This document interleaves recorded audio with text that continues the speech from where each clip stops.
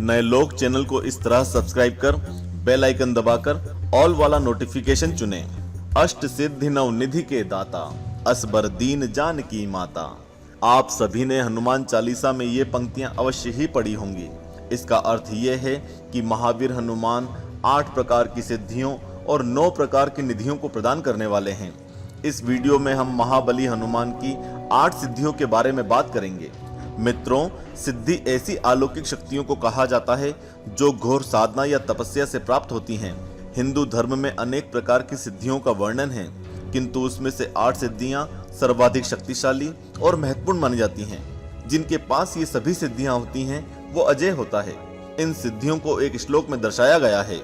अणिमा, महिमा, चैव, लघिमा, गरिमा तथा प्राप्ति, प्रकाम्यम, इशित्वम, वशित्वम चाष्ट सिद्धयः। अर्थात अणिमा, महिमा, लघिमा, गरिमा, प्राप्ति, प्राकाम्य, इशित्व और वशित्व, ये 8 सिद्धियां अष्ट सिद्धि कहलाती हैं। आइए इसे थोड़ा विस्तार समझते हैं। नंबर 1, अणिमा। इस सिद्धि की मदद से साधक अणु के समान सूक्ष्म रूप धारण कर सकता है। अपनी इसी शक्ति का प्रयोग कर हनुमान ने लंकिनी नाम की राक्षसी से बचकर लंका में प्रवेश किया था। इसी शक्ति द्वारा हनुमान अति सूक्ष्म रूप धारण करके सुरसा के मुख में जाकर बाहर आ गए। अहिरावण की यज्ञशाला में प्रवेश करने के लिए भी हनुमान जी ने इसी शक्ति का उपयोग किया था। इस सिद्धि के बल पर हनुमान जी कभी भी अति सूक्ष्म रूप धारण कर सकते हैं। रामायण में कई स्थान पर हनुमान ने अणिमा के बल पर अलग अलग आकार धारण किए।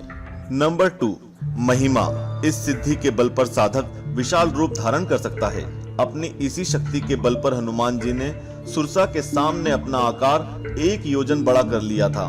माता सीता को अपनी शक्ति का परिचय देने के लिए हनुमान जी ने अपना आकार बहुत विशाल बना लिया था। लंका युद्ध में कुंभकर्ण से युद्ध करने के लिए हनुमान ने अपना आकार उसी के समान विशाल कर लिया था। जब लक्ष्मण के प्राण बचाने के लिए संजीवनी बूटी को हनुमान पहचान नहीं पाए तो इसी सिद्धि के बल पर उन्होंने विशाल रूप धरकर पूरे पर्वत शिखर को उखाड़ लिया था।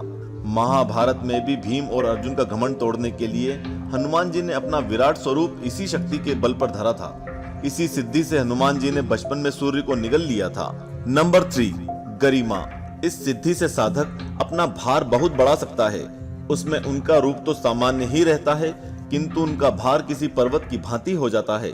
इसी सिद्धि के बल पर हनुमान ने अपनी पूंछ का भार इतना बढ़ा लिया था कि भीम जैसे महाशक्तिशाली योद्धा भी उसे हिला नहीं सके। लंका युद्ध में भी ऐसे कई प्रसंग हैं जब कई राक्षस मिलकर भी हनुमान जी को डिगा नहीं सके। नंबर 4, लघिमा। इस सिद्धि से साधक अपने शरीर का भार बिल्कुल हल्का कर सकता है। इसी सिद्धि के बल पर हनुमान रोए के समान हल्के हो जाते थे और पवन वेग से उड़ सकते थे।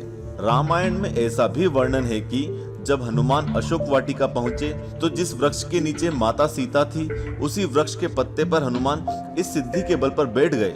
कहा जाता है कि हनुमान की इसी सिद्धि के कारण उनके द्वारा श्री राम लिखने पर पत्थर इतने हल्के हो गए कि समुद्र पर तैरने लगे और फिर उसी सेतु से वानर सेना ने समुद्र को पार किया। नंबर 5, प्राप्ति। इस सिद्धि की सहायता से साधक किसी भी वस्तु को तुरंत ही प्राप्त कर सकता है। अदृश्य होकर बेरोक टोक कहीं भी आ जा सकता है और किसी भी पशु पक्षी की भाषा समझ सकता है।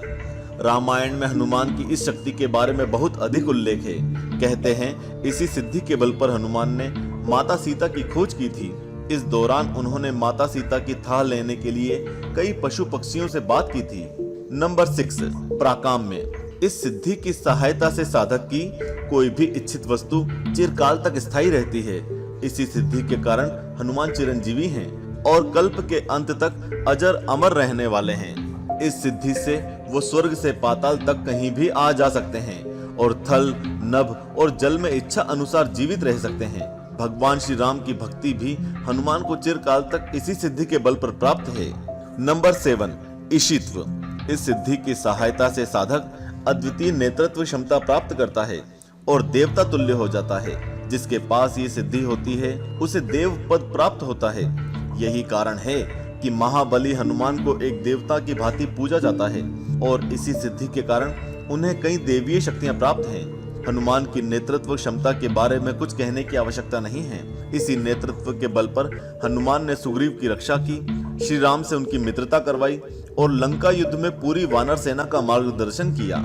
और नंबर 8 वशित्व। इस सिद्धि की सहायता से साधक किसी को भी अपने वश में कर सकता है। साथ ही साथ साधक अपनी सभी इंद्रियों को अपने वश में रख सकता है। इसी सिद्धि के कारण पवन पुत्र जितेंद्रिय हैं और ब्रह्मचारी होकर अपने मन की सभी इच्छाओं को अपने वश में रखते हैं। इसी सिद्धि के कारण हनुमान किसी को भी अपने वश में कर सकते थे और उनसे अपनी बातें मनवा सकते थे। मित्रों, अगले वीडियो में हम महाबली हनुमान की 9 निधियों के बारे में चर्चा करेंगे और उनकी कुछ गौण सिद्धियों के बारे में आपको बताएंगे। लेकिन पहले इस वीडियो को लाइक करके 5 लाख लाइक्स तक पहुंचाएं। जय श्री राम।